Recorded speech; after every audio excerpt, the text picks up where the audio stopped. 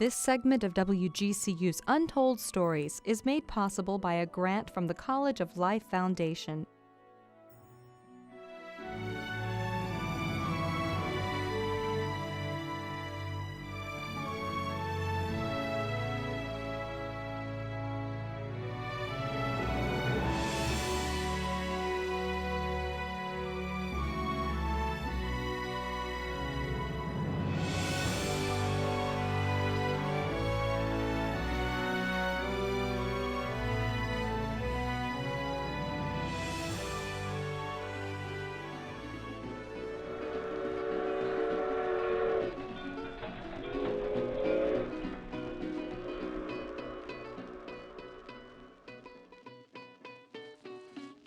On October 13th, 1906, at a railroad station in Fort Myers, Florida, a man named Cyrus Teed found himself at the wrong end of a town marshal's fist.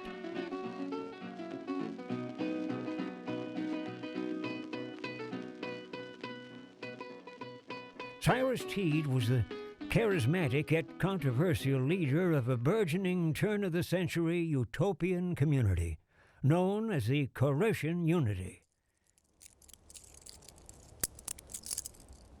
The fight was a result of a political dispute between some local town folks and Teed and some of his followers.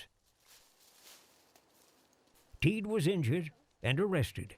The case against him eventually dropped, but his injuries from the beating persisted, and as time went on, his condition worsened.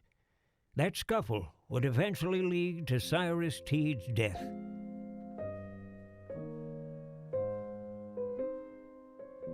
Cyrus Teed died on the winter solstice, December 22nd, 1908. The events surrounding his death would prove to be almost as bizarre as his life.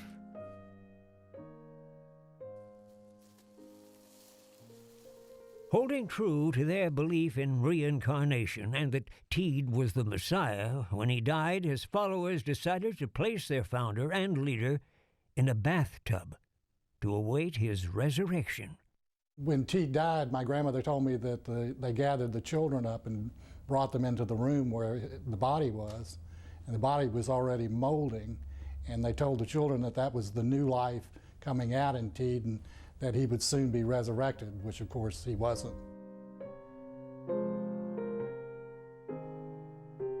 Teed's body stayed in that tub for almost a week until the county health officer ordered a burial. Cyrus Teed was eventually properly entombed on December 27th, 1908. When he died, there was an expectation that somehow or other he would resurrect and their beliefs would be confirmed. That didn't happen, and there was a sadness that pervaded the movement because they really lost their leader and they had no idea where they were going or, in fact, where he had gone. After Cyrus Teed's death, the Koreshans would eventually meet their demise, but just how did this controversial group on a quest for utopia get their start? It all began with an illumination.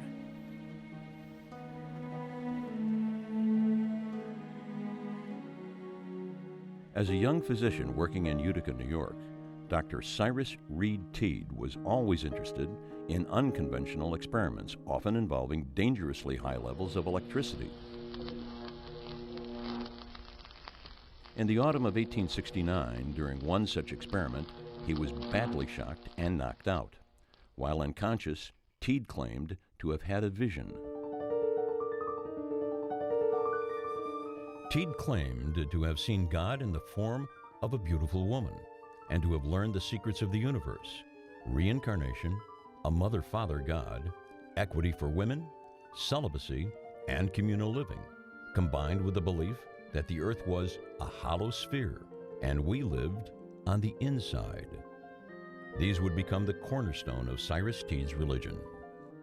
Inspired by his vision and the universal truths that he believed were revealed, Dr. Teed vowed to use his knowledge to, as he put it, redeem humanity.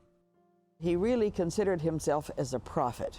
Some people said, oh, he thought he was a Messiah, but you break down Messiah and it's a leader or a prophet.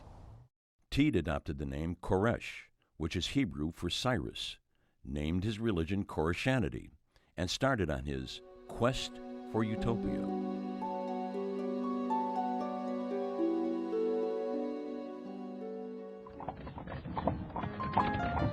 In the post-Civil War United States, there were many changes taking place. We were becoming an industrial society, and we were becoming an urban society. People were looking for a better thing, and the Koreshan movement wasn't the only one. There were a number of very similar movements that took place during that era. So really the people were looking for something better, and the Koreshans offered them that. Towards the end of the 19th century, there were great changes in the way people viewed the world. So people were searching, and it's clear from some of the statements that the Koreshans made and the members of the movement made, they were looking for a new way to view reality and to understand where they were, who they were. To support his wife and son, Teed continued to practice medicine and give lectures, but he would spend almost 2 decades trying and failing to establish Koreshan communities throughout New York State. Then an 1886 trip to lecture in Chicago would change everything.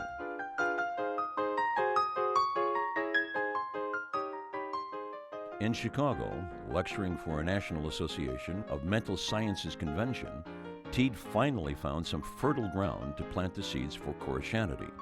Before the week was out, the group elected Teed their president, and he relocated to Chicago. In Chicago, Teed was a popular lecturer and gained some loyal followers. Over the next 8 years, the Chicago Koreshan group would at times boast more than 120 members, and other Koreshan communities were even founded in San Francisco. The Koreshans' beliefs and lifestyles were often not understood or tolerated by mainstream Americans, and everywhere the groups cropped up, they were met with opposition.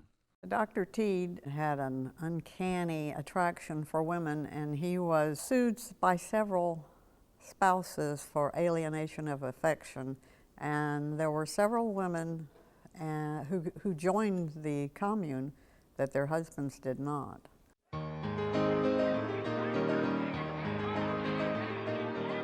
The late 1890s marked the close of the Gilded Age and the beginning of the Progressive Era.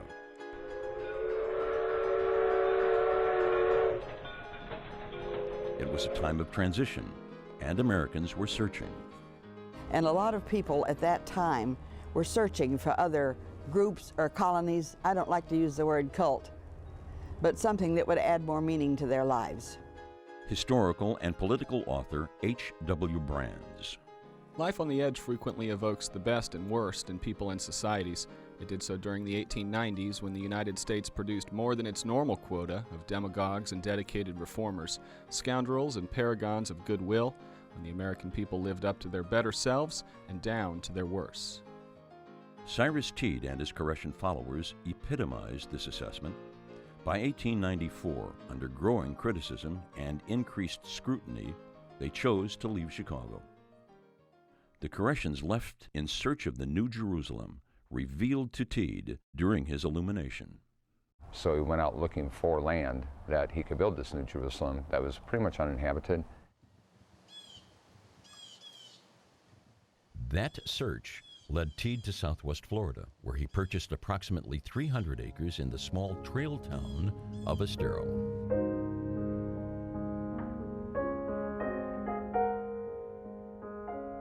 May we so unite our energies as to build for ourselves and for those who may be influenced by our own united efforts and the achievement of collective joys, a habitation in which spiritual, moral, and social unity shall prevail.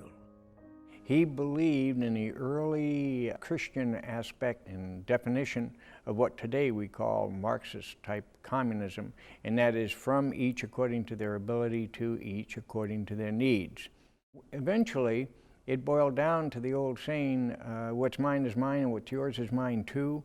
When people came to join him, they had to go through a trial period, then they had to give Teed in the commune, the corporation, their physical goods and material goods, and then he would take care of them for the rest of their lives.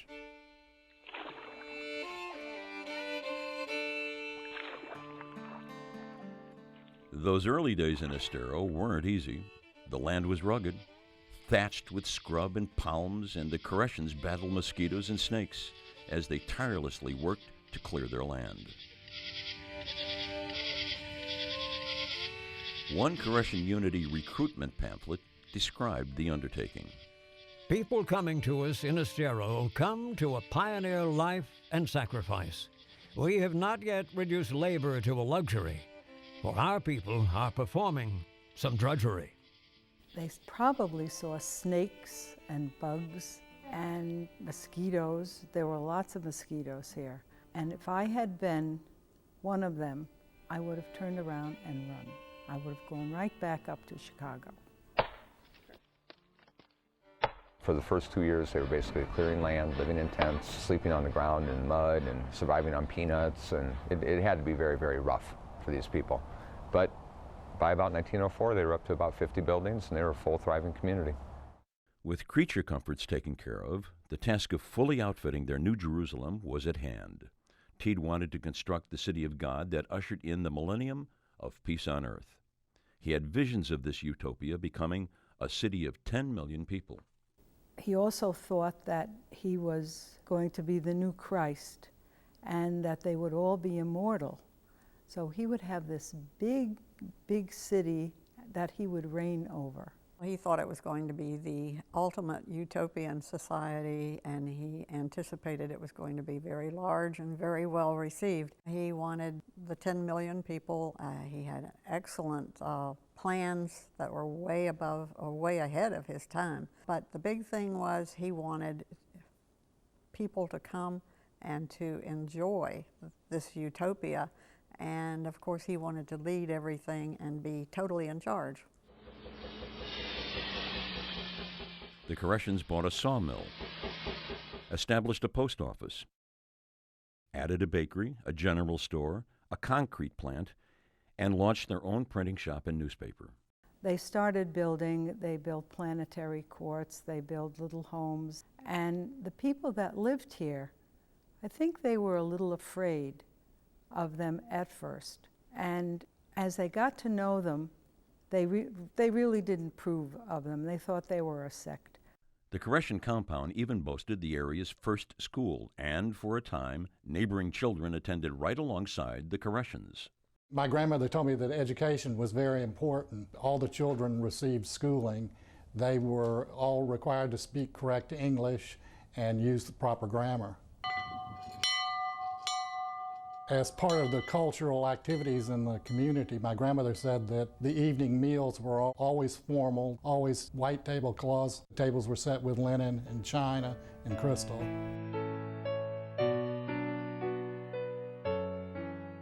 Arts, education, and culture were pillars of Teed's tenets, and members would spend their evenings entertaining one another with readings and recitals.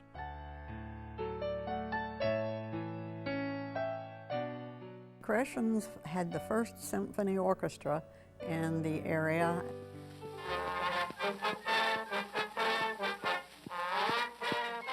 The music they played, the music that they presented was really quite unique. They also had a concert band that went out and about the area and performed at different activities, and it was very well received. The Koreshans brought in music, musicals, plays, and these are things that the local people hadn't really seen before. So they enjoyed that. They were allowed to go there. At first blush, the Estero Koreshan compound seemed like any other thriving pioneer village of the time. But, based again on Teed's Illumination, Koreshans believed in an unusual theory of the physical universe, cellular cosmogony, also called the hollow earth theory. Our visible sun is only a reflection, as is the moon, with the stars reflecting off 7 mercurial disks that float in the sphere's center. The Earth's shell is 100 miles thick and has 17 layers. Inside the shell, there is life. Outside, a void. Koreshanity also operated under the then almost unheard of belief of equal rights for women.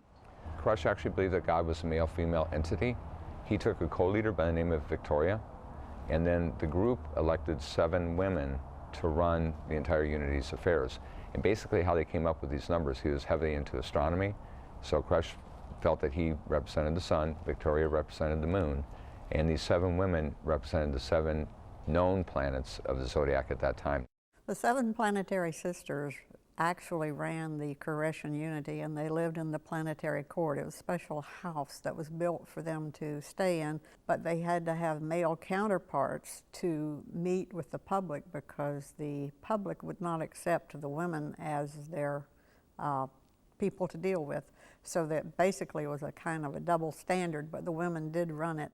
Despite attacks and criticisms by neighboring non-believers, the Estero Koreshan compound flourished through the turn of the century.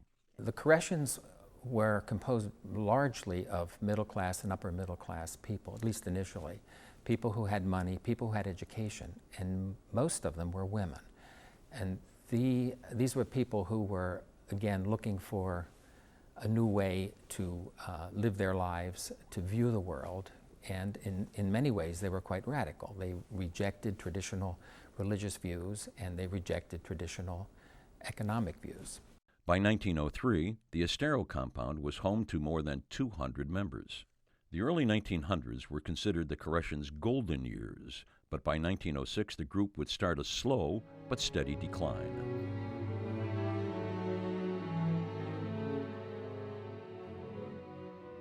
In the beginning, the Koreshans had a very good relationship with the community, Fort Myers in particular. They interacted quite a bit. In 1906, Teed decided to incorporate the city of Estero and therefore deprive some tax revenues from the town of Fort Myers. And that's when the relationship between the community and the Unity began to deteriorate. The Koreshans' foray into local politics quickly became a pot waiting to boil over in controversy. The local people were resentful of the Koreshans for entering the political field of the community, and they resented the fact that these northerners were coming in and trying to take over, upsetting the apple cart, so to speak. I think the Koreshans really had a unique communal personality. They liked being rather in your face. They liked big discussions, and politically they had their own ideas about how things were supposed to be done, both inside the commune and outside the commune. While they were in Fort Myers, some of the Koreshans got into a discussion that turned into a battle royal, and Dr. Teed came out of his business meeting, and the Koreshan point of view says that he tried to stop the problems. And in my study of Dr. Teed, I felt that he was in there getting his licks in and his 2 cents worth. He was severely beaten by the marshal and his assistant, and really quite badly injured, and he never really did recover from it.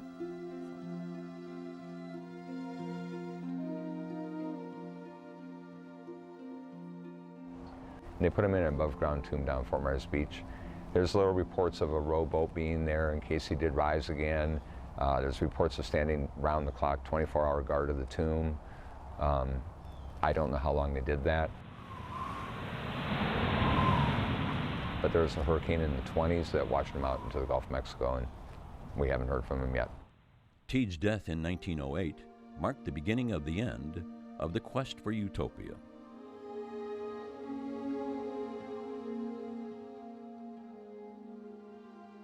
When he didn't rise again, a lot of people were discouraged because I believe they believed fully in everything that he told them.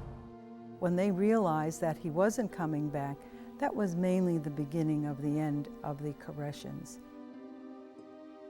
Victoria was very positive that when Teed died, that she would become automatically the leader of the Koreshan Unity.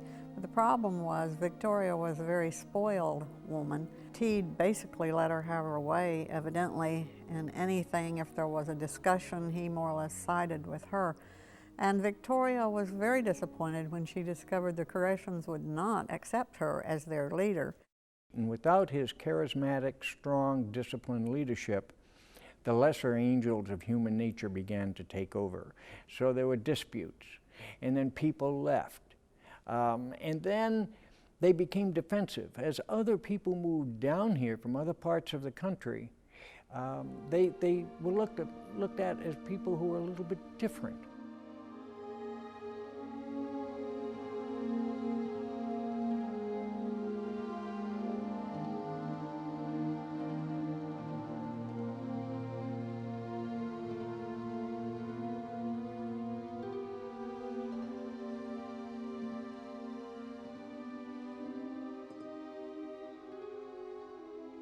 Without a strong and able successor to Teed, the Unity seemed bound for obsolescence. Membership steadily declined and founding members were dying off.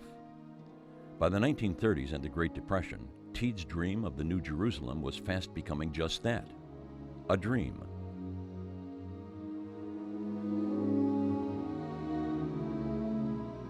During the 1930s, about 36 members sustained the community. It was during this time that some of Southwest Florida's most famous and infamous residents would cross paths. Thomas Alva Edison and Henry Ford both had winter residences in nearby Fort Myers, and the inventor and the industrialist each had their own reasons for heading out to Estero and onto the Koreshan compound.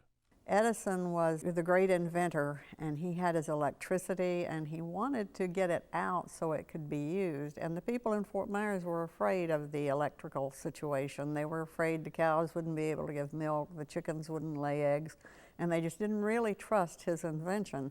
And the Koreshans were really very excited about it. They were the type, you know, if it's going to make our life easier, hey, let's do it. And they really were eager, and they said, you know, come on, let's get this out here and see how we can work it into our regular lives, and so they did. Edison was heavy into bringing in different plants, exotic plants, to Southwest Florida. Some of the bamboo that we have here today came from Edison's estate in Fort Myers that he had given to the Koreshans. They did a lot of trading of seeds, cuttings, plants. And they had public performances there. They had concerts with their orchestra, they had plays, they did their own works, they did Shakespeare. Thomas Edison and his wife, Henry Ford and his wife, and Harvey Firestone and his wife were common attendees to these different performances.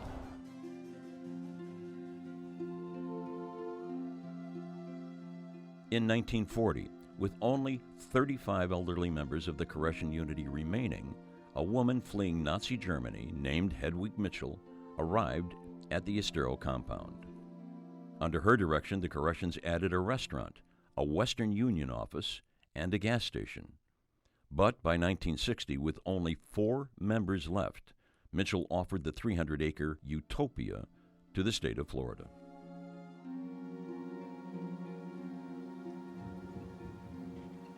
Hedwig Mitchell, the last Koreshan, died in her home on the grounds of the Estero compound in 1982. Before her death, during a celebration on her 90th birthday, someone referred to her as the last Koreshan. Reportedly, she defiantly responded with the comment, "There is no last. We shall continue."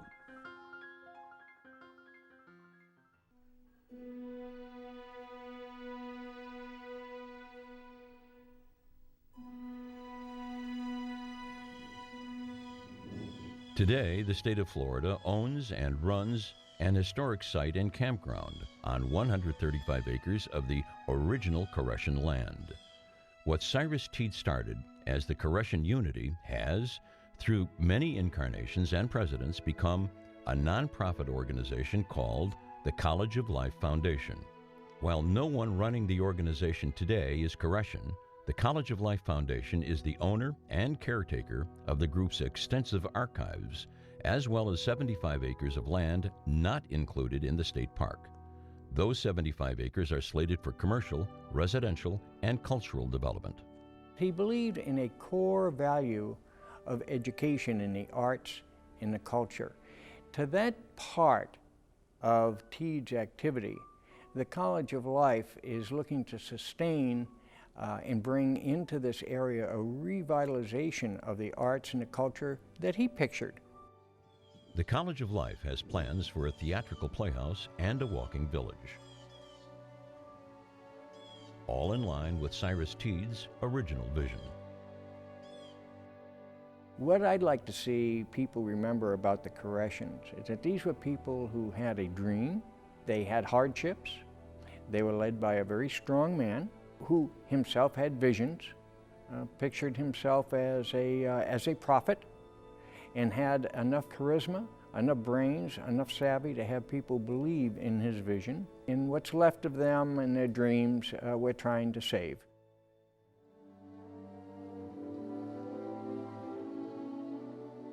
Tucked along the thicketed banks of the Estero River on Florida's southwest coast, glimpses of an unusual pioneer settlement are preserved, reflecting the freedom of religion that is one of our most basic rights and the common human quest for meaning. Glimpses are almost all that remain of a once thriving, self-contained, and often controversial community known as the Koreshans.